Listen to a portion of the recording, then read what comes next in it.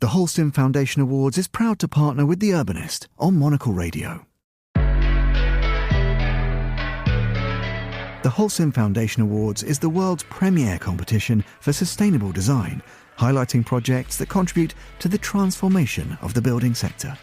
Awarding $1 million in prizes, it honours excellence in sustainable design and construction.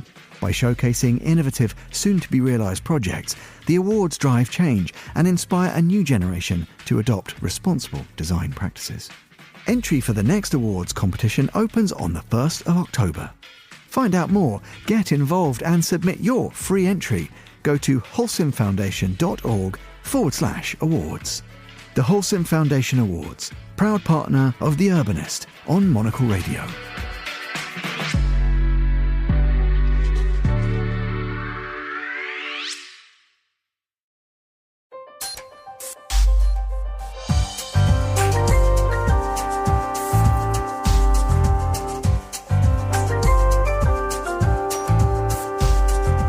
Hello and welcome to The Urbanist, Monocle's program all about the built environment. I'm your host, Carlotta Rebello. Coming up, this whole idea that people are going to work from home and the office is dead is another ludicrous idea for a simple reason. It's not human nature. Human nature is about being together. we are heading downtown in the United States to see the difficulties facing American urban centers and to find out what they are doing to try to combat these challenges. We head to a major new renovation project in San Francisco to see how one piece of the urban environment can help the entire city wrestle with the issues it faces in its downtown district. And we are in Seattle too, where we find out how attempts are being made to bring foot traffic back to the city centers during both work and leisure hours. That's all coming up over the next 30 minutes right here on The Urbanist with me, Carlotta Rebello.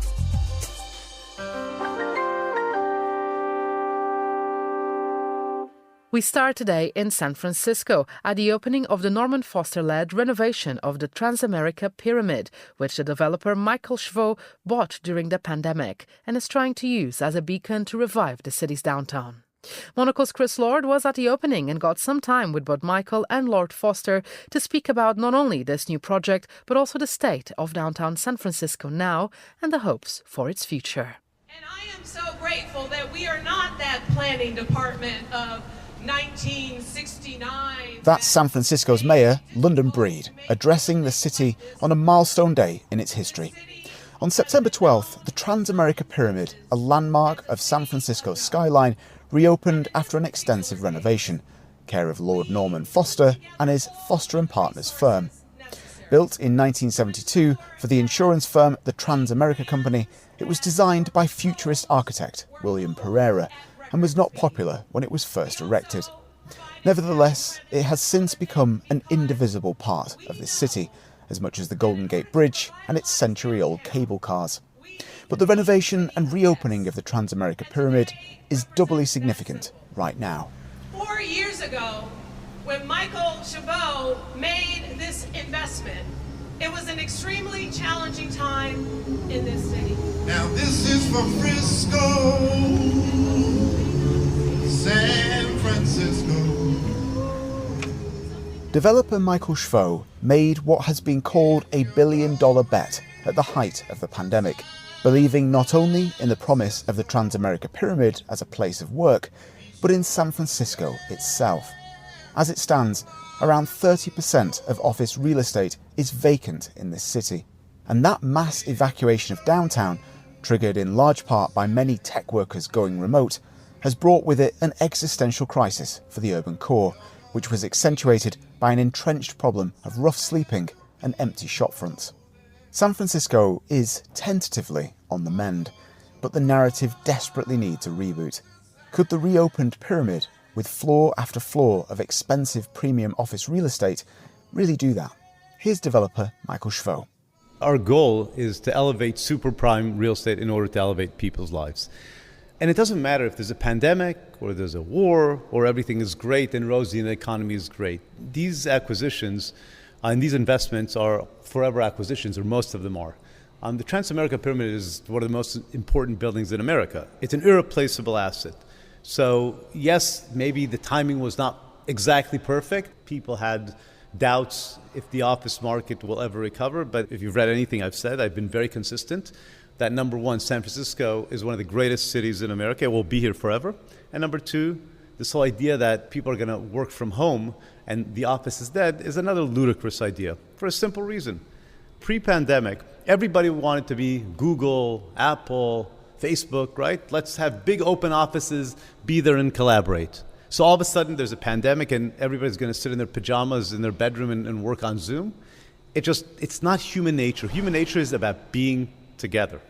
And this is truly my vision about how people work. People want to be together. So as building owners, our job, and every building owner today's, their job, in my opinion, is to create environments that help their tenants, help companies bring employees to work. Because there's one thing about telling your employee, you have to be here Monday to Friday between 1 hour and another hour, and another thing, to create an environment that people want to be at the work. And I think here at the Transamerica Pyramid, you would agree with me that we create an environment that's so amazing that you want to be at work and maybe you want to be here when you're not working. That's why we have the park, that's why we have the exhibitions, that's why we have the gym, we have coffee shops, we have private bars, an environment where it's truly a hospitality-based building. It's not about offices and cubicles. It's about a place for people to come and be together. You referenced earlier the challenges of getting people to come back to downtowns, coming back to office spaces, to work together. I wonder, upon you as a developer, what is it you can do to change that? What is it you can do to entice that? You talked about making it easier for companies to bring their workers back. What can you do as a developer? Because a lot of people listening to this will have read such doom loop stuff about San Francisco. Mm-hmm. Give us your perspective. You just spent all this money getting this building to its next 50 years. Why? So let's start with the end. You talk about the doom loop. Total nonsense. And I'll tell you why it's total nonsense. I said it's nonsense through COVID and people thought I was crazy. And then I said it after COVID, where companies were moving out of San Francisco. And yet again, people thought I was crazy. But I don't listen to the noise. Again, a lot of these people that talk about the doom loop have a very short vision. Yes, maybe in the next 3 months, 6 months, 12 months, there's negativity. And of course, there's challenges in San Francisco. We all know what they are. But at the same time, you have to step back and see the big picture. You know, somebody said to me that only somebody from outside San Francisco could have done what you've done. And the advantage that I have, maybe over a San Franciscan developer, is that I can see the beauty of San Francisco and I can see the energy and the future of San Francisco that people that are in the midst of the issues can't see. And sometimes you need somebody that comes from the outside to recognize the beauty and really the benefits of this amazing city. And I think that was my advantage. Maybe if I lived here, I wouldn't be able to see clearly the way I saw. But San Francisco is an irreplaceable city, one of the greatest cities in America. The people of San Francisco, which make this great city, are, you know, they're resilient, they're strong, and there's this determination to move forward and for innovation. Now, what happened now, as you know, is that all the AI business is booming, and it's all happening here. Now, I did not know that 4 years ago that AI is going to take over the world. Interestingly enough, when Apple had a couple of days ago, their conference, I don't know if you've noticed, but everywhere that they filmed their different speakers about the different product, they were all in San Francisco. Because this is the heart of AI, and their whole new product is about Apple Intelligence. You have so much passion for this area and for what's going on here and for the city of San Francisco itself. This is an extraordinary building. William Pereira left a legacy of an extraordinary piece of architecture. But if we look around offices, if we look around the other buildings in San Francisco, there are still those tenancy vacancies. There are still high numbers of people not coming back. But also, many will say that the buildings themselves don't match up to the power of the companies that you're talking about these days, the AI and so on, that is driving this economy here. I just wonder whether there needs to be a real honest look at this city. And, you know, there's talk about turning office blocks into residential buildings. What's the solution there? I mean, some will argue, get the wrecking ball out and start again. Where do you stand? So, you know, I always say there's this whole notion of let's take some of these old buildings and convert them into residences. That works in very few cases. From an architectural point of view, what needs to happen for a building to be able to be converted is rarely possible. Because you need a certain ceiling height, you need certain window size, you need certain column width, then you need core in specific locations. And some buildings, you know, check the box there, or mostly check the box. But the reality is, and this is where I think there's this false notion about real estate. Real estate, in general, does not live forever. Real estate has an expiration date. Almost every single building, by the way, including the pyramid, that you've seen had a life before that. There was a building before that, and before that there was another building and another building and another building, right? Every building that you look at. Why are we stopping now? If we look at a building across the street that maybe is a B building with low ceiling and small windows, that's 80% vacant, why does that building not get demolished? There's no reason. And it does, and I'm of the school that real estate that expired has to be demolished and rebuilt. And it's going to happen. It's a matter of time. What needs to happen with that is that the city needs to give great incentives for developers to do that. I've had here in San Francisco, I've had those conversations with city officials, with the mayor, with a bunch of other people, that while they're promoting this idea of conversion, which is great, but that's a needle in the haystack. We need a policy here that will tell developers, you know what, if the building expired, throw it out and start from scratch. Don't try to take sour milk and make milkshake out of it. Developer Michael Schvo. Now, when Foster and Partners were brought onto the restoration project, the vision was to rethink the pyramid as an entire city block and not just a big tower. Foster has peeled back layers of corporate opacity from the lobby to create through lines with transparent glass and the sense of a thoroughfare or public square that could connect disparate parts of downtown. Here is Lord Foster, Norman Foster, to explain more. Well, light, bringing public spaces alive, making those spaces healthy, introducing nature. And of course, here, the very form of the building encourages that. I mean, it's growing out of the base. So, and our role in bringing this tower to a new lease of life is in many ways rediscovering its essence. So we have, as it were, stripped away the cobwebs of time, where ceilings have been inserted, the spaces have been compromised. So it's bringing back a new life, a new identity. But it's not just the tower as a building in isolation. It's an entire city block. It's a kind of city within a city. So it has this amazing garden. We've increased by a factor of 2 the amount of public space.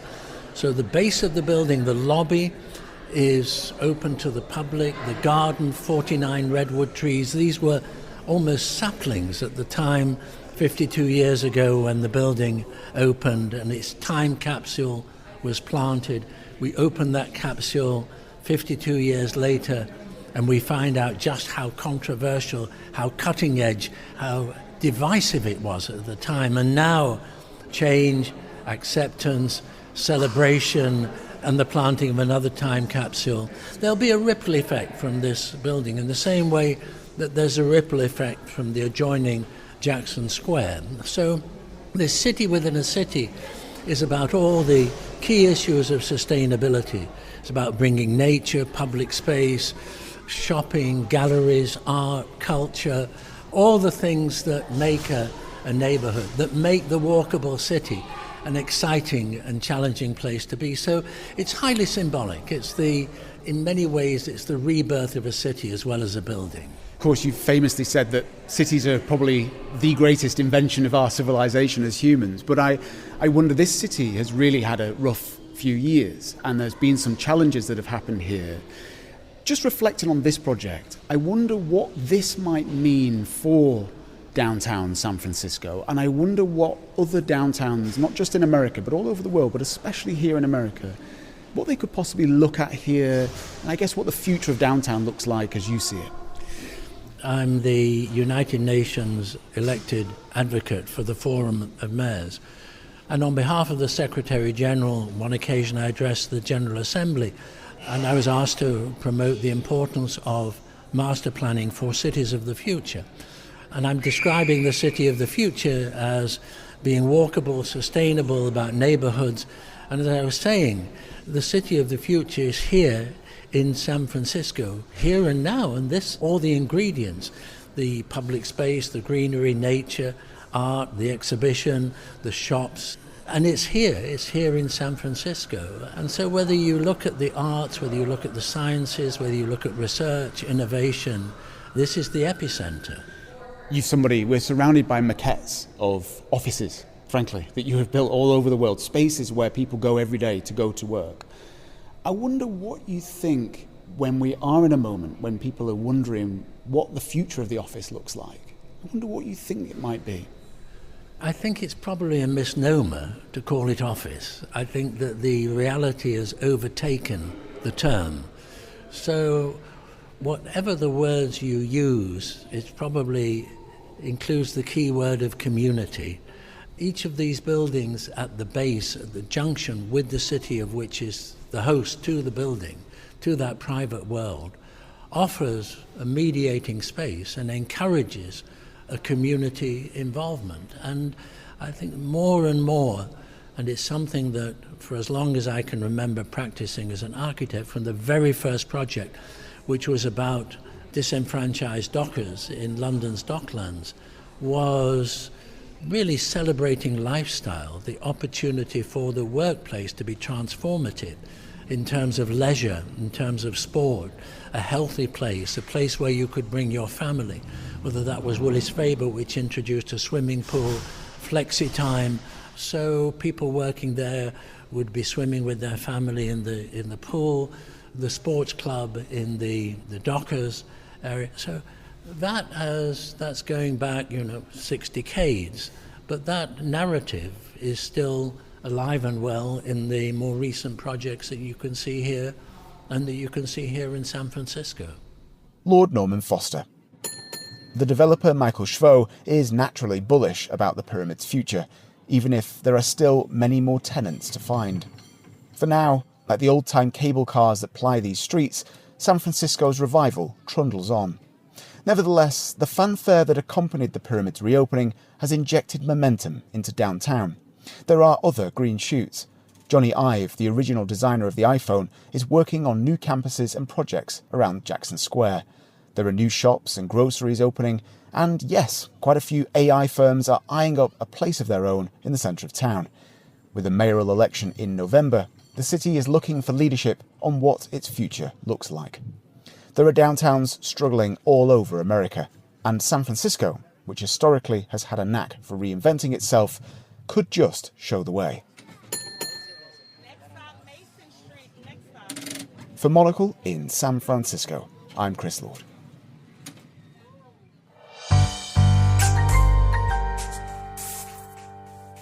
American city centres have had a difficult decade so far. According to the Downtown Recovery Rankings published by the University of Toronto's School of Cities, Las Vegas is the only one of 66 large North American cities that shows more foot traffic downtown today than it did 5 years ago. Part of this drop is due to remote work, of course, but new research is showing that locals are staying away even in their leisure hours. Monocle's Seattle correspondent Gregory Scruggs headed to his city's downtown to find out more. After a short bus ride, I walked down busy sidewalks past groups of sports fans in town for a heated football rivalry game, and cruise ship passengers freshly back from Alaska toting shopping bags.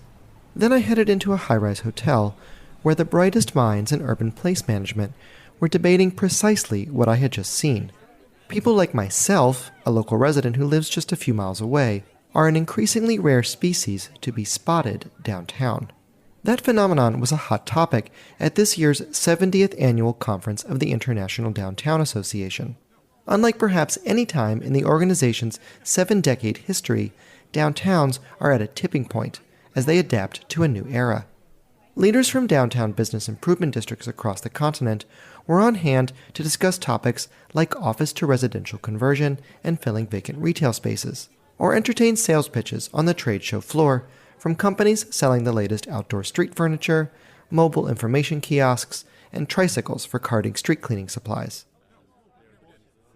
But to better understand the subtext, I tracked down David Downey, the president and CEO of the International Downtown Association, or IDA, and asked him how locals' relationship to downtown is changing. I think actually the research right now is just starting to unearth a potential future trend that I know our members in the industry are really curious about. In those early days coming out of the pandemic, of course, it was what's the impact of hybrid work conditions and do we have the same footfall in our urban centers? Now we're seeing where footfall and pedestrian counts are quite high and exceeding pre-pandemic. But there's a deeper level of research that's starting to emerge, which is, well, who are the individuals, why are they here, and how are they using our urban centers? And it's to the credit of, say, the tourism industry and the business convention services and people that are still really taking advantage of these great cities and their experiences. But we are beginning to get a little concerned that the local residents within a short drive who may no longer be coming in 5 days a week to the urban center now have a choice. And in some places, we're finding that they're choosing not to come back to the urban center and the entertainment and or the experiences downtown to the same degree than they did pre-pandemic. And so it's a little bit like the topic emerged really here in Seattle, where it's business travel's back, tourism is back, Seattle's a great place. But when you look at Seattleites from around the region, they haven't come back in as great of numbers. And so if we're building communities for our people who live and thrive and work here in our areas, well, then who are we building them for? That impression isn't just anecdotal. Pioneering research by the Downtown Seattle Association using data from Placer.ai found that non-work trips into downtown by local residents who live within 10 miles are down 50% from 2019. To find out more, I caught up with the Downtown Seattle Association's president and CEO, John Scholes. Well, it's really about choices and alternatives and more competition and options. We've had more competition for local visitors within this region that has materialized over the last 10, 15 years. University Village today relative to 15 years ago is a much more robust retail, dining center and establishment, certainly over in Bellevue.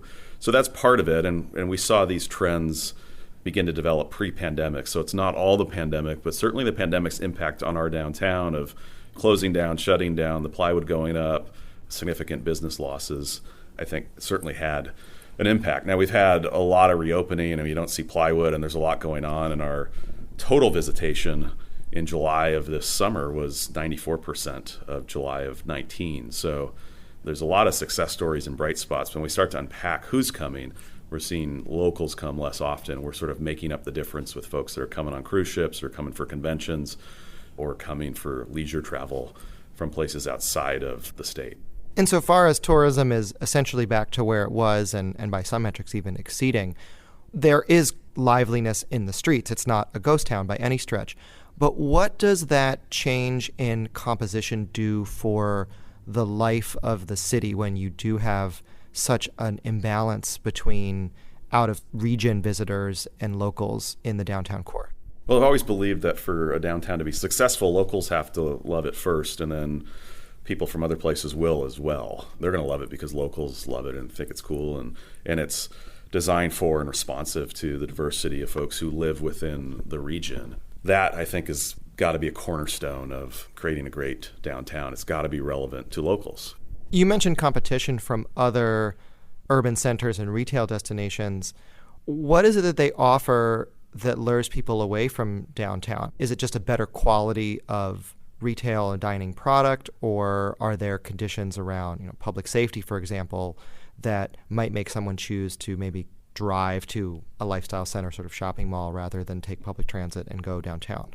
Yeah, I've always believed that for cities to be successful, they first have to be safe and healthy for everybody. And I think coming out of the pandemic, there's a higher expectation, there's a premium on that. People want to have predictability in their experience. And so you've got to be able to deliver on that, of the expectation that I'm going to go here and it's going to be like this. I'm going to have these opportunities to go to this place for lunch and to shop in these retail stores and have a great experience. And I think that predictability and the quality of experience people are looking for is even greater than what they were looking for pre-pandemic.